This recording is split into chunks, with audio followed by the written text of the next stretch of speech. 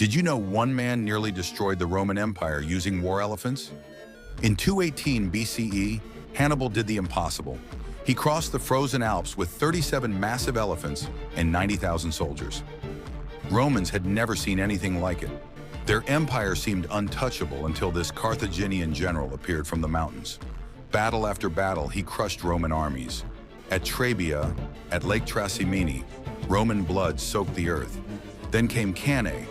Hannibal faced the largest Roman army ever assembled, 86,000 men.